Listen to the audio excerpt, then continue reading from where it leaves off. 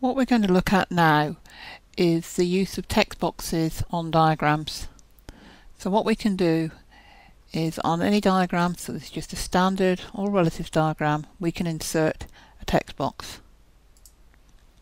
So I can simply pop a text box here and we'll zoom in a little bit so we can see what we're doing.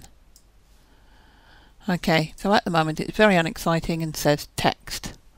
So what we can do is we can right click on it and select format, and we can add in information. So I can very simply put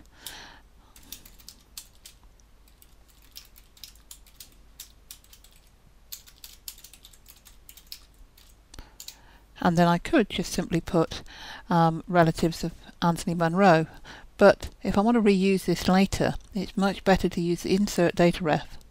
Now anybody that's done anything with queries or with text schemes will recognise this section. So what I can do, I can pick up the name, and if I apply that, it now says all relative diagram of Anthony Edward Munro.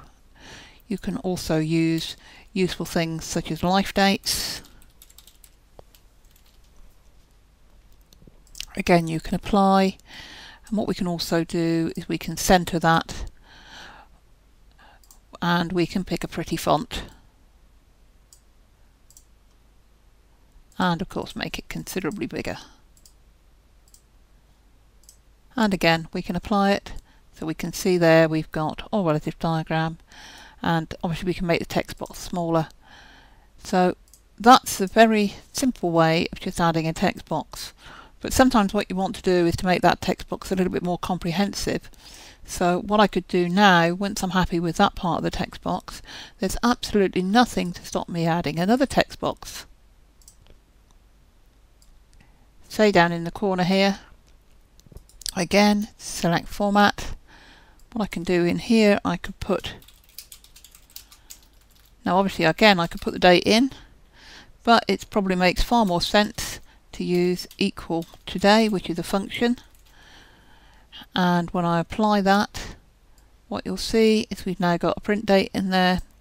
I can right align that so it goes over to the right side of the box, and the other thing I can do is I can now make that transparent with no border. Again, if I apply that, we've now got a text box which is sitting pretty well invisibly on top of the other one. So I can tidy those up a little bit. So I might say I'm going to put that one up there, and then I'm going to put that in this bottom corner.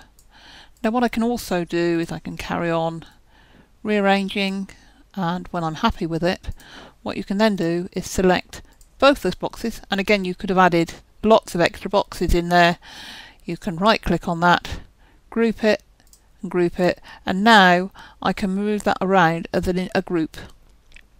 Now one interesting thing that this also gives you is that once family historians group things, it doesn't actually rejig the font, so you can actually stretch the font and sort of play around with how things look, and if you want it back to standard again, just ungroup it. Now the final thing you can do with that is you've just added that box, and if you want to use that box every time you do a diagram, or most of the time you do a diagram, what you need to do, come down, save it as a custom diagram type, and we can call that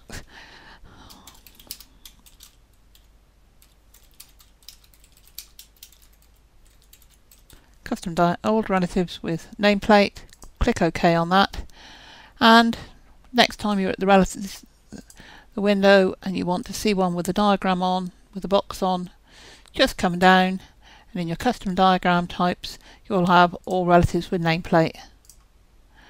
And the only thing you will find is that invariably you'll have to move where that text box is, but it's easy enough to do, and the contents is already updated.